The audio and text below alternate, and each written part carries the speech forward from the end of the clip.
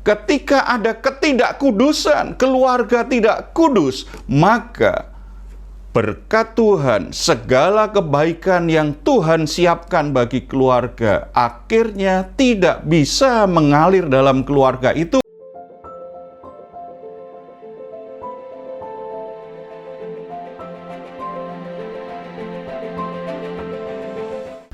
Salam saudara-saudara yang dikasih oleh Tuhan Yesus. Hari ini kita berbicara tentang keluarga kita.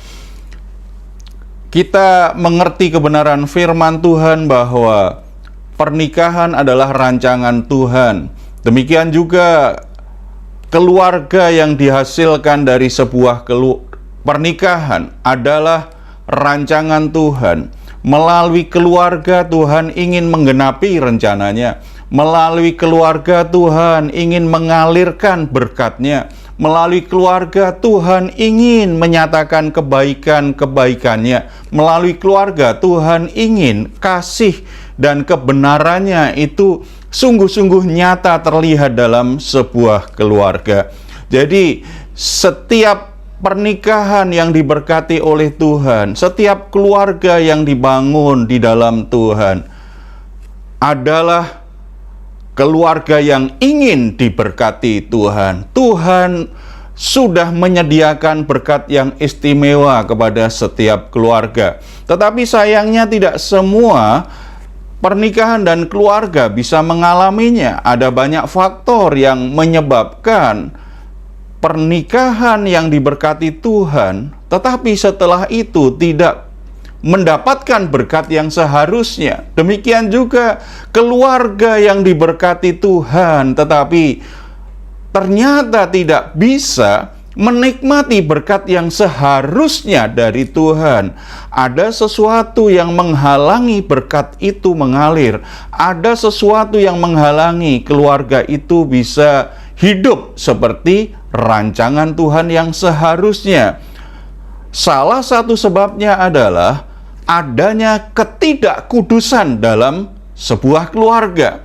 Ketika keluarga menjadi cemar, ketika keluarga membiarkan dosa ada di dalam rumah tangga, ketika ada ketidakkudusan, keluarga tidak kudus, maka berkat Tuhan, segala kebaikan yang Tuhan siapkan bagi keluarga, akhirnya tidak bisa mengalir dalam keluarga itu, dan keluarga itu tidak bisa menikmati berkat-berkat Tuhan.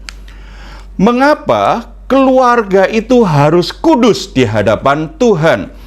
Imamat pasal 20 kita bisa belajar dan diperingatkan dengan jelas sekali oleh Tuhan pentingnya kehidupan umat Allah yang nyata terlihat dalam keluarga itu harus kudus.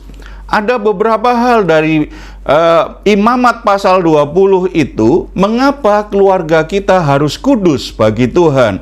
Yang pertama, karena Tuhan itu Tuhan yang kudus. Keluarga yang dibentuk oleh Tuhan itu dibentuk oleh Allah yang Maha Kudus. Karena Tuhan itu kudus, maka berkat itu selalu melekat di dalam kekudusan. Di beberapa ayat jelas sekali dinyatakan di situ. Misalnya kita baca di ayat yang ke-7, maka kamu harus menguduskan dirimu dan kuduslah kamu sebab akulah Tuhan Allahmu. Karena Tuhan itu kudus, makanya kita harus kudus. Yang kedua, mungkin ada banyak orang berpikir, bagaimana mungkin, kita ini kan manusia yang lemah. Kita ini manusia yang penuh dengan kekilafan. Untuk tetap menjaga kekudusan, selalu kudus, sesuatu yang mustahil bisa dilakukan. Makanya ada alasan yang kedua, karena Tuhan sudah menguduskan kita. Di ayat yang, kalau kita baca ayat 7 ya, 7 lagi kita lengkap baca. Tadi kan bagian 7 dan 8, saya lengkapi sampai yang ke-8. Maka kamu harus menguduskan dirimu dan kuduslah kamu, sebab akulah Tuhan Allahmu. Demikianlah kamu harus berpegang pada ketetapanku dan melakukannya. Akulah Tuhan yang menguduskan kamu. Kemudian ayat 26. Kuduslah kamu bagiku sebab aku ini Tuhan, kudus, dan aku telah memisahkan kamu dari bangsa-bangsa lain supaya kamu menjadi milikku. Sebagaimana seharusnya aku sudah menebus kamu, membebaskan kamu dari perbudakan Mesir, dari penyembahan-penyembahan berhala, sekarang kamu adalah milikku. Sudah selayaknya engkau hidup berbeda dari bangsa-bangsa lain penyembah berhala itu. Dalam perjanjian baru luar biasa sekali, karena di dalam Yesus Kristus kita sudah diampuni dosa-dosa kita, kita sudah ditebus dari segala perbudakan, dari segala belenggu dosa, kita sudah dibebaskan dari semua perbudakan dosa. Kemudian dalam Yesus Kristus kita diposisikan sebagai orang yang benar, kudus bagi Tuhan. Makanya bagi orang Kristen, orang-orang yang sudah ditebus dan dikuduskan oleh darah Yesus Kristus, kita punya status dan posisi yang sangat unik. Secara rohani kita terpisah dari dunia ini. Untuk apa? Untuk menjadi umat penyembah Allah yang benar, untuk menjalani kehidupan yang berbeda dari orang lain. Perbedaannya itu apa? Karena di dalam Yesus Kristus kita adalah ciptaan yang baru yang diberi kuasa menjadi anak-anak Allah. Kita seharusnya hidup sebagaimana layaknya anak-anak Allah, bukan anak-anak dunia ini. Demikian juga keluarga kita harusnya itu kita kuduskan bagi Tuhan. Keluarga kita menjadi milik Tuhan dan di dalamnya ada kekudusannya Tuhan. Melalui Imamat 20 kita diperingatkan, ketidakkudusan itu membuat umat Israel mengalami banyak masalah. Umat Israel mengalami penghukuman. Umat Israel mengalami kekacauan luar biasa dalam keluarga-keluarga mereka. Dan berkat Tuhan yang sebenarnya sudah disiapkan untuk umat Israel itu tidak bisa sampai kepada mereka karena mereka tidak punya komitmen untuk terus hidup dalam kekudusan, membangun keluarganya di dalam kekudusan Tuhan. Hal apa saja yang diperingatkan Tuhan yang akhirnya mencemarkan keluarga-keluarga di Israel, membuat mereka tidak kudus, membuat mereka tidak mendapatkan berkat yang seharusnya dari Tuhan. Yang pertama, ayat 1-5, tetapi saya baca saja ayat yang kedua. Engkau harus berkata kepada orang Israel, setiap orang baik dari antara orang Israel maupun dari antara orang asing yang tinggal di tengah-tengah orang Israel, yang menyerahkan seorang dari anaknya kepada Molok, pastilah ia dihukum mati, yakni rakyat negeri harus melontari dia dengan batu. Saudara-saudara, masa itu ada tempat ketika mereka masuk ke tanah Kanaan, ada berhala yang disembah oleh Bani Amon, oleh suku Amon, yaitu namanya Molok. Molok itu artinya raja, sesembahan yang disanjung. Para orang tua, dalam orang tua Bani Amon masa itu sering membawa anak pertamanya kepada patung berhala itu. Patung Molok itu biasanya di perutnya ada lubang, kemudian ada tangan yang terjulur. Bayi pertama itu diserahkan, dikorbankan kepada patung Dewa Molok itu, ditaruh di perutnya, atau kalau tidak, Ada orang tua yang menyerahkan kepada dewa Molok untuk menjadi pelayan dalam peribadatan mereka, dan dalam peribadatan itu seringkali dilakukan pelacuran bakti namanya. Jadi sebuah pemujaan di mana diizinkan bagian dari ritual itu melakukan hubungan seks, melakukan persetubuhan. Dan banyak orang tua yang merelakan anaknya melakukan hal seperti itu. Penyembahan terhadap dewa Molok biasanya orientasinya apa? Orang-orang itu mempercayai bahwa Molok bisa menjamin kesejahteraan secara materi kepada keluarga-keluarga yang menyerahkan anaknya, anak pertamanya terutama, dan memberi masa depan kepada anak-anaknya. Dari penyembahan dewa Molok ini, para keluarga, para orang tua diperingatkan seperti apa? Molok di masa sekarang memang tidak ada. Tetapi kalau kita lihat pemujaannya, tujuannya adalah sebuah keyakinan bahwa kalau saya memberikan anakku kepada dewa Molok, maka secara materi aku akan berkelimpahan. Anak-anakku akan punya masa depan. Ini berbicara apa di masa sekarang? Berarti ini berbicara bagaimana orang tua itu memuja kekayaan materi. Yang menjadi raja di keluarga adalah kekayaan secara materi, di mana masa depan yang membuat orang kaya raya itu menjadi tujuan hidup, itu menjadi arah hidup.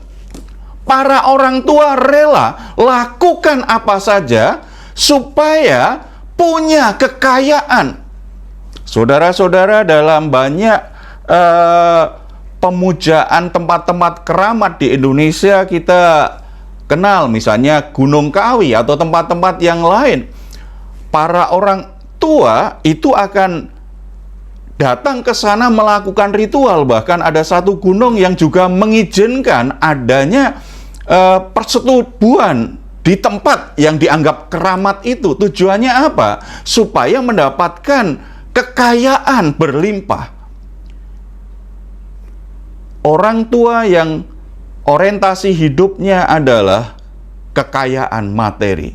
Orang tua yang menganggap bahwa keberhasilan untuk anaknya hanya dari sisi materi, itu secara rohani menyembah Molok ini. Ini menjadi peringatan bagi para orang tua, Bapak Ibu yang dikasihi Tuhan. Pernikahan kita, keluarga kita itu memang ditetapkan Tuhan untuk diberkati. Tetapi kita tidak boleh menjadikan berkat materi, kesejahteraan materi itu menjadi tujuan hidup, sehingga kita menghargai anak-anak kita dasarnya hanya dari kekayaannya. Kita menghargai orang lain hanya berdasarkan berapa kekayaan yang dimiliki. Kekayaan itu baik-baik saja, tetapi kalau orang sampai memuja, menyembah kekayaan, maka itu menjadi tujuan hidup, maka itu menjadi pusat kehidupannya, maka itu menjadi sebuah nilai. Dia menghargai orang juga hanya berdasarkan kekayaan materi. Kita perlu yakin bahwa keluarga kalau diberkati Tuhan, itu ada berkat tersendiri secara materi. Tetapi Tuhan punya proses yang benar untuk keluarga kita. Berkat pasti ada, tetapi prosesnya itu yang harus kita ikuti. Nanti kita akan lihat selanjutnya, itu yang menghalangi berkat Tuhan. Jadi bagian pertama ini kita diingatkan, kita butuh uang, tetapi jangan memuja uang. Kita senang kalau punya kekayaan, tetapi jangan memuja kekayaan. Kalau kita punya uang, kalau kita punya kekayaan, Ingat, itu adalah berkat Tuhan. Kalau itu berkat Tuhan, kita diingatkan, muliakanlah Tuhan dengan hartamu. Berarti semakin kita diberkati Tuhan, kita harus semakin memuliakan Tuhan. Dan kalau ada di antara keluarga-keluarga yang mungkin secara kesejahteraan materi tidak sebaik yang lain, tidak usah kecil hati. Mungkin ada bagian yang lain yang masih kita bisa nikmati. Apalagi jangan korbankan anak hanya demi mendapatkan materi yang lebih besar. Saudara justru semakin dijauhi berkat Tuhan. Yang kedua, bangsa Israel diingatkan supaya tidak terlibat dengan okultisme, terlibat dengan kuasa gelap. Di ayat 6 dan 27 itu diingatkan, orang yang berpaling kepada arwah atau kepada roh-roh peramal, yakni yang berjinah dengan bertanya kepada mereka, aku sendiri akan menentang orang itu dan melenyapkan dia dari tengah-tengah bangsanya. Ayat 27. Apabila seorang laki-laki atau perempuan dirasuk arwah atau roh peramal, pastilah mereka dihukum mati, yakni mereka harus dilontari dengan batu dan darah mereka tertimpa kepada mereka sendiri. Saudara-saudara, umat Israel diingatkan jangan terlibat dengan kuasa gelap. Bentuknya yang ditulis di sini adalah praktek untuk berkomunikasi dengan arwah orang yang sudah mati, dengan arwah leluhur, atau terlibat dengan roh peramal. Berarti ini pergi ke dukun-dukun untuk tahu bagaimana nasib anak-anakku ke depan, bagaimana soal pekerjaanku ke depan. Jadi bertanya, terlibat dengan kuasa kegelapan melalui perdukunan dan melalui roh orang mati. Saudara-saudara, itu sesuatu yang sangat dibenci oleh Tuhan. Ayat 7 tadi, ayat 6 tadi dikatakan itu sebuah perjinahan rohani. Banyak keluarga, banyak orang tua yang sembrono membawa anaknya ke dukun, lalu bertanya kepada dukun, bagaimana jodoh anakku, bagaimana masa depan anakku.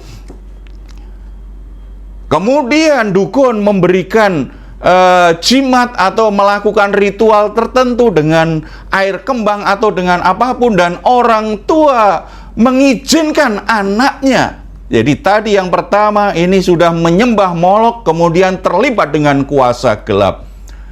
Kelihatannya mungkin ada hasilnya sementara, tetapi dalam jangka panjang justru membuat anak-anak itu diperdaya, dikuasai oleh roh jahat. Maka hidup mereka akan menyimpang dari jalan Tuhan. Hidup mereka akan kacau balau, bahkan akhirnya tidak punya masa depan. Orang Indonesia banyak sekali suku-suku yang menganggap bertanya kepada arwah orang yang sudah meninggal, bertanya kepada arwah leluhur, bertanya supaya diramal oleh dukun-dukun, itu dianggap sesuatu yang biasa. Tetapi bagi umat tebusan Allah, bagi orang Kristen, kita diingatkan kalau keluarga kita sungguh-sungguh bisa mengalirkan berkat Tuhan, supaya kita sungguh-sungguh bisa mengalirkan berkat Tuhan kepada anak cucu kita, maka kita harus bertobat, berhenti bertanya, berkomunikasi dengan arwah leluhur, dengan orang-orang yang sudah mati, berhenti bertanya kepada dukun-dukun tentang masa depan. Sepenuhnya kita percaya masa depan itu sudah disiapkan kepada Tuhan. Jalani proses Tuhan dengan benar, hiduplah dalam ketetapan Tuhan dengan cara yang benar. Hindari hal-hal yang terkait dengan kuasa gelap. Jangan bermain-main dengan kuasa gelap, walaupun itu katanya hanya sekedar bermain, tetapi roh jahat itu tidak pernah bermain-main dengan kita. Dia punya maksud jahat untuk merusak, untuk menguasai hidup dan masa depan kita. Bagi keluarga yang pernah terlibat dengan okultisme seperti ini, harus sungguh-sungguh bertobat di hadapan Tuhan, harus minta ampun, menyesali perbuatannya, dan mari kita bangun keluarga kita benar-benar di dalam Tuhan, jauh dari kuasa kegelapan. Yang ketiga, ayat yang ke-9. Apabila ada seorang yang mengutuki ayahnya atau ibunya, pastilah ia dihukum mati. Ia telah mengutuki ayahnya atau ibunya, maka darahnya tertimpa kepadanya sendiri. Ketidakkudusan atau dosa dalam keluarga yang ketiga adalah ketika seorang anak mengutuki ayah ibunya. Mengapa mengutuki ayah ibunya itu mencemarkan keluarga, membuat keluarga itu berdosa? Karena orang tua adalah wakil Tuhan yang dipercaya Tuhan untuk memimpin anak-anaknya hidup di jalan Tuhan. Karena orang tua itu ditetapkan Tuhan untuk mengalirkan berkat kepada anak cucunya. Berkat itu mengalir dari Tuhan, turun kepada kepala keluarga, turun kepada istri, dan turun kepada anak-anaknya. Makanya ketika anak itu mengutuki orang tuanya, dia sedang menghalangi berkat Tuhan mengalir dalam dirinya. Ada banyak sekali cerita di Indonesia tentang namanya anak durhaka. Kalau anak durhaka itu biasanya jadi bermasalah kan? Mereka dikutuk. Mereka kena kutuk itu kalau anak durhaka. Di satu sisi tidak sepenuhnya salah. Kedurhakaan terhadap orang tua sangat terkait, nanti akan terkait dengan bagaimana berkat Tuhan mengalir dalam kehidupan rumah tangga. Makanya untuk menjaga supaya anak-anak tidak mengutuki orang tuanya, ada tanggung jawab dari orang tuanya. Bagaimana orang tuanya harus memberi waktu yang baik untuk bisa ngobrol dengan anak-anaknya dengan baik, hubungan yang baik dengan anak, komunikasi yang baik dengan anak, itu akan membuat hati anak itu dekat dengan orang tuanya, membuat anak bisa mengasihi dan menghormati orang tuanya. Kalau anak bisa menghormati dan mengasihi orang tuanya, tidak mungkin anak itu mengutuki orang tuanya. Apalagi kalau orang tua sudah tidak punya waktu untuk ngobrol dengan anaknya, tidak punya waktu menemani anaknya, tidak punya waktu memberi perhatian kepada anaknya, tetapi kalau bicara dengan anaknya hanya caci maki, hanya ngeritik, hanya kritik, hanya menghakimi, hanya melihat hal-hal yang buruk dari anaknya dengan kemarahan bahkan. Kalau orang tua bersikap seperti ini, membuat anak akhirnya tidak bisa menghormati orang tuanya atau kesulitan menghormati. Anak bisa juga menjadi marah terhadap orang tuanya. Akibatnya anak dalam kemarahannya mungkin akhirnya mengutuk orang tuanya. Walaupun tidak pernah dibenarkan sikap anak yang mengutuk orang tuanya, tetapi bagi orang tua punya tanggung jawab. Kasihi mereka, beri waktu yang baik, jangan hanya mengkritik tetapi didukung anak-anak. Ditolong anak-anak memperbaiki kesalahannya, dukung mereka supaya bisa berkembang. Dan jangan bangkitkan amarah anak-anakmu. Bagi anak-anak, stop berkata-kata kasar terhadap orang tua, apalagi mencaci maki orang tua. Orang tuamu adalah wakil Tuhan. Ketika engkau mencaci maki, apalagi mengutuk orang tuamu, berarti engkau sedang durhaka, engkau sedang melawan wakilnya Tuhan, seseorang yang dipercayai Tuhan untuk mengalirkan berkat dalam hidupmu. Makanya bertobat, mulai berubah, ambil sikap yang benar terhadap orang tua, hormati mereka, kasihi mereka. Yang keempat, dosa yang membuat sebuah keluarga tidak kudus adalah tidak menjaga kekudusan dalam pernikahan. Kalau di ayat 10 sampai 11 di situ bicara tentang bila seorang laki-laki berzina dengan istri orang lain, yakni berzina dengan istri sesamanya manusia, pasti keduanya dihukum mati, baik laki-laki maupun perempuan yang berzina. Ayat 11, bila seorang laki-laki tidur dengan seorang istri ayahnya, jadi ia melanggar hak ayahnya, pastilah keduanya dihukum mati dan darah mereka tertimpa kepada mereka sendiri. Ini bicara tentang perselingkuhan, tentang perzinahan. Orang yang sudah menikah kemudian selingkuh, melakukan perzinahan dengan istri sesamanya atau bahkan dari anggota keluarganya sendiri. Itu jelas sesuatu yang mencemarkan sebuah keluarga. Bahkan kalau kita baca ayat 13, ada juga yang melakukan percabulan dengan sesama jenis. Bila seorang laki-laki tidur dengan laki-laki secara orang bersetubuh dengan perempuan, jadi keduanya melakukan sesuatu kekejian, pastilah mereka dihukum mati dan darah mereka tertimpa kepada mereka sendiri. Saya ketemu banyak keluarga ternyata laki-lakinya seorang homoseksual. Dia sudah menikah dan punya anak, tetapi ternyata dia juga tetap melakukan hubungan sejenis dengan pacar laki-lakinya. Saudara-saudara, itu mencemarkan keluarga, membuat keluarga menjadi tidak kudus. Bahkan kalau kita baca di ayat 15-16 mengerikan sekali, karena di sana dinyatakan ada orang yang bersetubuh dengan binatang.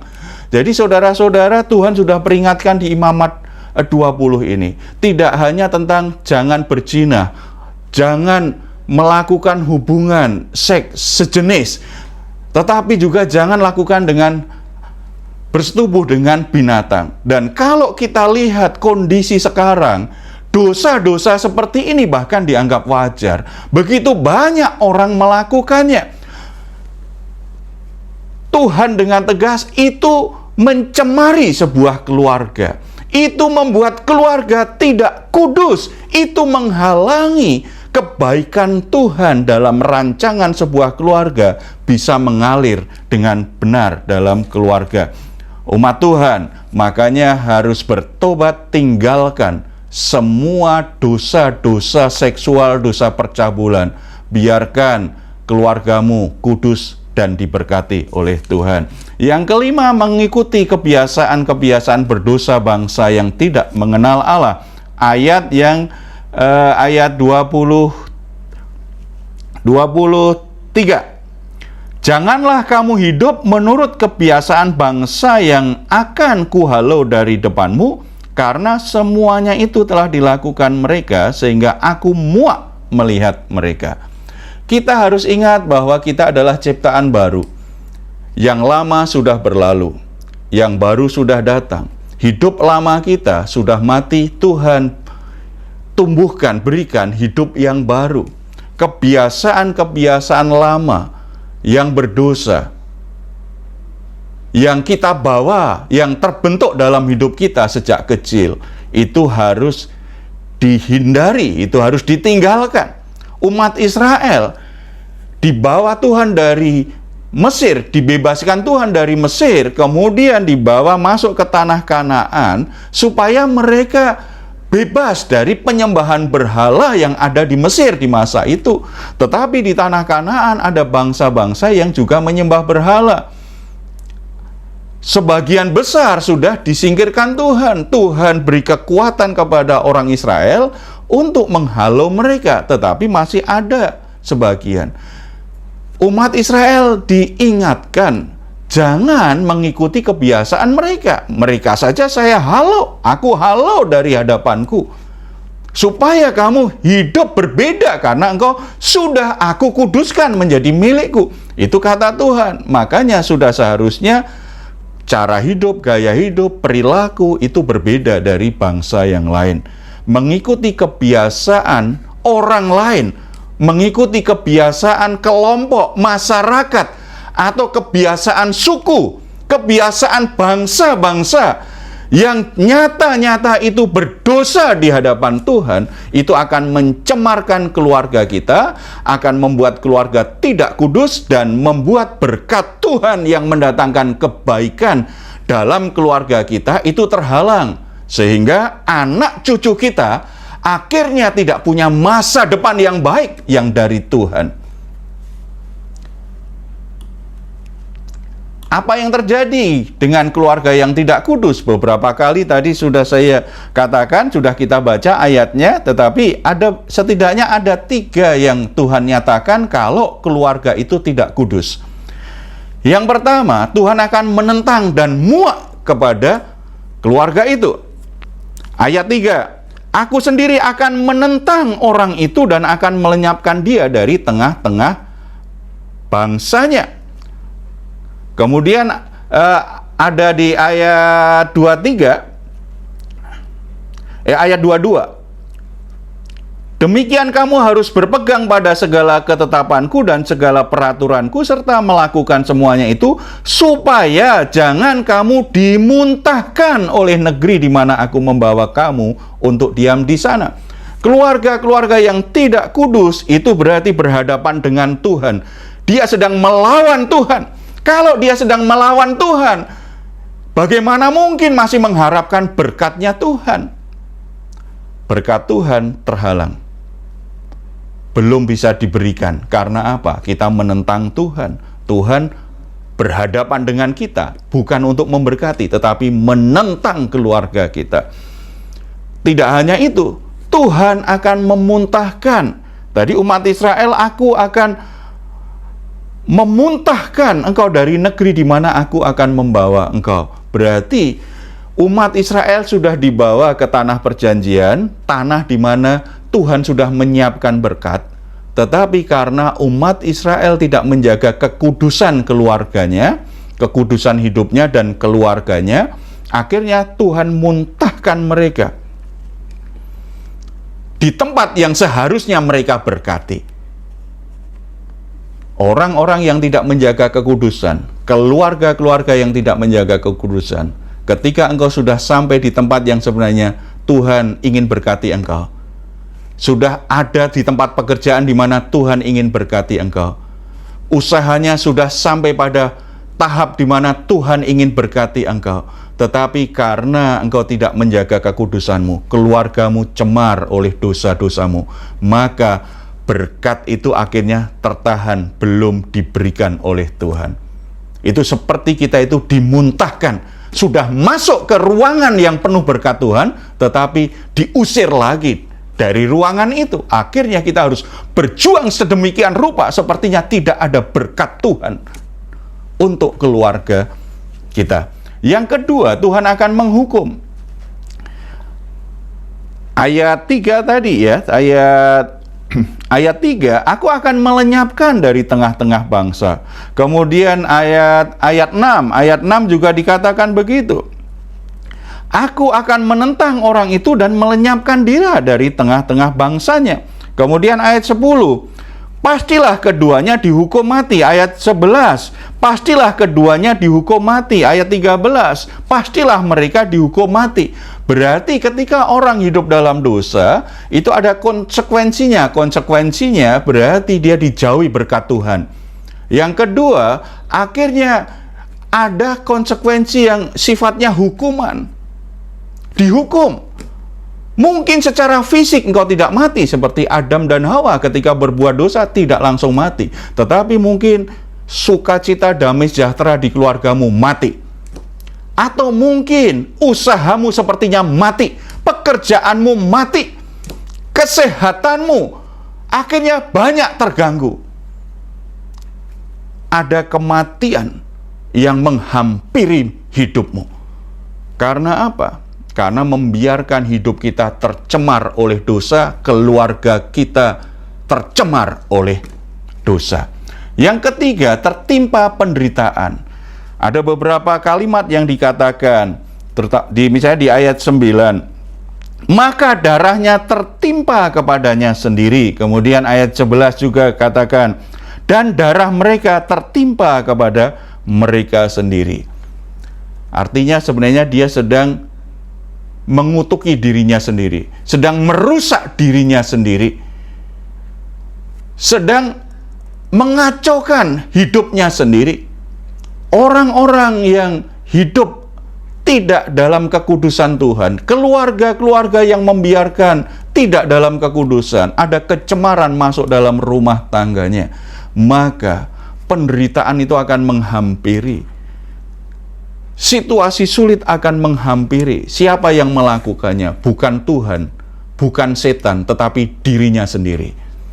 Saya ketemu banyak orang yang merusak rumah tangganya sendiri. Banyak suami yang merusak dan menghancurkan rumah tangganya sendiri. Bahkan merusak masa depan anak-anaknya dengan kebiasaan buruk dan berdosanya. Sehingga di masa tuanya, anak-anaknya hidup dalam kesulitan, hidup dalam kekurangan, hidup dalam penderitaan. Karena orang tuanya membiarkan dosa ada di dalam rumah tangganya. Saudara-saudara, begitu seriusnya kita menjaga kekudusan supaya keluarga kita diberkati Tuhan. Makanya kita perlu bertanya, kalau begitu bagaimana supaya keluargaku tetap kudus di dalam Tuhan? Dua-dua, demikianlah kamu harus berpegang pada segala ketetapanku, serta segala peraturanku, serta melakukannya semuanya itu. Bagaimana hidup kudus? Berpegang pada ketetapan Tuhan dan mempraktekannya dalam kehidupan sehari-hari di dalam keluarga. Saudara-saudara, lakukan ketetapan Tuhan, praktekkan hari-hari di mana saja, terutama di keluarga. Karena siapa yang bisa melihat aslinya diri kita, yaitu di rumah. Siapa yang bisa berkata tulus ya, bahwa kita ini orang yang kudus, orang yang baik, orang yang jujur, orang yang pengampun, yang mudah memaafkan, orang yang mengasihi orang yang gagal, orang yang bisa menerima orang lain apa adanya, orang yang tidak mudah menghakimi. Siapa yang paling tahu? Anggota keluarga kita, anak-anak kita nanti. Kalau anak kita sudah mulai tumbuh, menjadi semakin remaja, jadi dewasa, mereka tahu ketidakkonsistenan kita. Mereka akan tahu kalau kita tidak sungguh-sungguh melakukan firman Tuhan. Makanya kita harus mengintegrasikan apapun yang kita percayai tentang firman Tuhan. Firman Tuhan yang sudah kita ketahui, firman Tuhan yang kita sampaikan, kita ajarkan, itu harus kita lakukan dimanapun kita berada. Tidak hanya ketika melayani dan di gereja, tetapi di rumah, dalam pergaulan, dalam komunitas. Hidup kita sungguh-sungguh hidup yang sesuai dengan firman Tuhan, hidup yang mentaati ketetapan Tuhan, hidup yang melakukan kebenaran Tuhan. Karena hanya firman Tuhan yang tertulis di Alkitab saja yang menjadi standar, yang menjadi ukuran apakah hidup kita kudus atau tidak. Ingat, kita sudah diposisikan sebagai orang kudus. Kita harus terus bertumbuh menjadi orang yang kudus dengan cara mentaati firman Tuhan, jadi pelaku firman Tuhan. Sebagai penutup, inti dari pelanggaran yang membuat keluarga kita berdosa apa? Ketidaksetiaan. Yang membuat orang tidak kudus karena dia lakukan dosa. Yang membuat orang lakukan dosa apa? Karena dia memilih tidak setia. Penyembahan terhadap berhala, penyembahan terhadap materi, penyembahan terhadap benda, penyembahan terhadap apapun, pemujaan terhadap apapun, dan akhirnya mengorbankan keluarga, mengorbankan anak-anak, itu berarti sebuah ketidaksetiaan kepada Tuhan. Apalagi menjadi menyembah berhala, terlibat kuasa gelap. Itu menunjukkan ketidaksetiaan kepada Tuhan. Demikian juga perselingkuhan, perjinahan, melakukan hubungan yang tidak benar dengan orang lain padahal sudah menikah, itu juga bicara ketidaksetiaan terhadap pasangan. Perselingkuhan yang dilakukan dengan anggota keluarga itu berarti ketidaksetiaan kepada keluarga besarnya. Mengkhianati keluarga besarnya. Persetubuhan dengan sesama jenis, apalagi dengan binatang, itu merupakan ketidaksetiaan terhadap kodrat manusianya yang diciptakan Tuhan untuk membangun hubungan itu hanya dengan lawan jenis, menikah dengan lawan jenis. Lalu inti dari seluruh tuntutan Allah supaya kita menjadi umat yang kudus, menjadi keluarga yang kudus, apa tuntutannya supaya tetap kudus? Ketaatan. Belajar taat dengan apa yang Tuhan katakan. Belajar taat kepada yang Tuhan perintahkan. Belajar taat dengan rancangan Tuhan. Belajar taat dengan panggilan Tuhan dalam hidup kita. Apapun yang terjadi, ketaatan harus menjadi komitmen hidup kita yang besar.